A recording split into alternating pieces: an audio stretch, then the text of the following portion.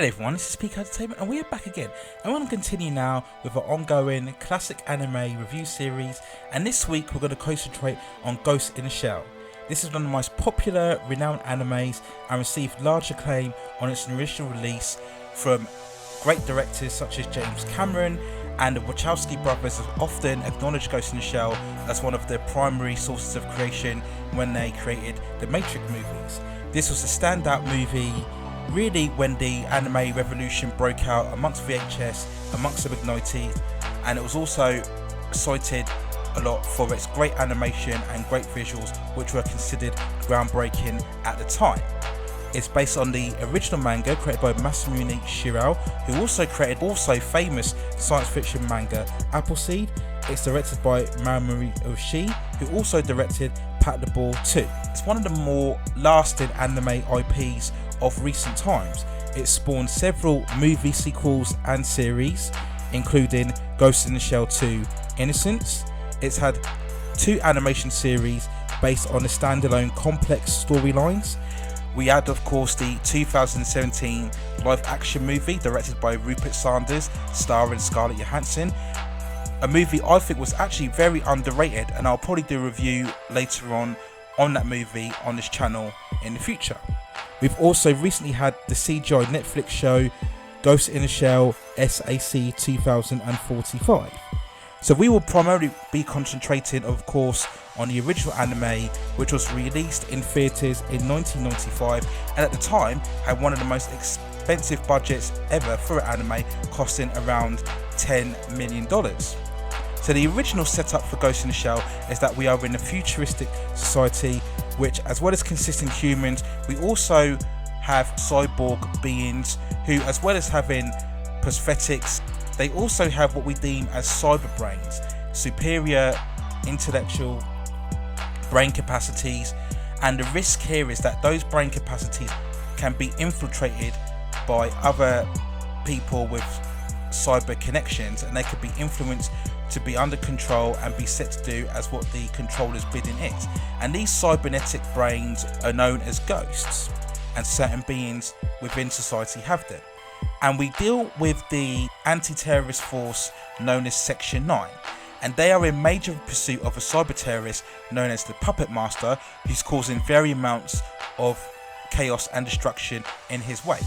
And we deal with certain members of the Section 9 unit who are these cyborgs with these cyber brains, or ghosts if you like, and the major protagonist within this unit is Major Kusangai, and she, throughout her pursuit of the Puppet Master, begins to experience human reflections and human emotions, and questions really her own existence, her own purpose, whether she can control her own destiny, where is she heading in terms of her own life, can she really be independent and free of the ghosts systems within these cyborgs, can she really experience human emotions independently on her own, can she obtain free will and really be in control of her own destiny.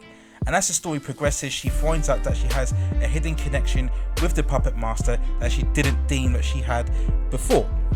So what's good about Ghost in the Shell? Why is it deemed as one of the most influential and most impactful animes of recent time?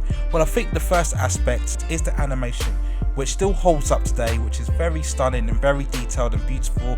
I love the way the landscapes and the environments are all presented on it. It's got a very shiny, pristine look to it. The animation style is still very exemplary and holds up today, even amongst a lot of today's standard anime, and actually I think actually proves to be still superior.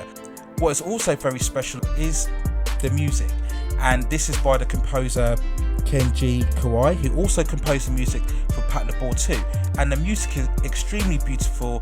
We get a lot of these quiet, serene, humming tones, and it really does well to build this kind of dreamlike atmosphere amongst the various scenes on it. It's got that very serene and very composed and sophisticated feel about it. We see this amongst the movie's most standout scenes, in particular the opening credits, where we see the actual construction of the Major's cybernetic body, and we get that really almost iconic, if you like, amongst anime fans sequence where we see the body rising from the seemingly water, and we get that green glow as the body's constructed. We get that iconic sequence where we see the cybernetic language raining down on the screen. As we all know, that was a major source of inspiration for the Wachowski brothers when they were making the Matrix movies. And we also have another sequence where we see the Major looking across the city, and it's a great montage here, and I love the way the music intercuts in between the various sequences and the various scenes amongst the city. We see the Major going on this journey really of self-identification and self-purpose, and the music is really well done. It's really brilliantly composed. The fact that it wants to delve into those deep, meaningful themes. But Ghost in the Shell is a great example of one of those animes that really wants to delve into meaningful subject matter, such as the meaningful of consciousness, one person's own destiny, one person's own existence, the meaning of free will, and having that ability to have one's control over their own path, over their own ambitions, and over their own individuality. The film does very well to tap into those themes and open up a lot of questions that can be used for debate. So for all of the merits of Ghost in the Shell, there are some problems with it. Now, for all of the philosophical intention, for all of the ideas and concepts, a lot of it feels surface level and superficial. It doesn't quite follow through with a lot of the ideas that it's presented earlier on with the movie. It asks a lot of questions and gives a lot of expositions, but it doesn't really come through to full conclusions. It doesn't do very well to resolute all of the ideas and the promises that it shows throughout the earlier parts of the film. And as a viewer, this can be very frustrating because you're initially engaged into what the movie is trying to say, the kind of messages it wants to bring, but it never really provides a full answer. And I think it's always more difficult to provide answers than what it is to provide questions, and Ghost in the Shell kind of gets lost in all of the philosophy and the exposition that it gives out earlier on.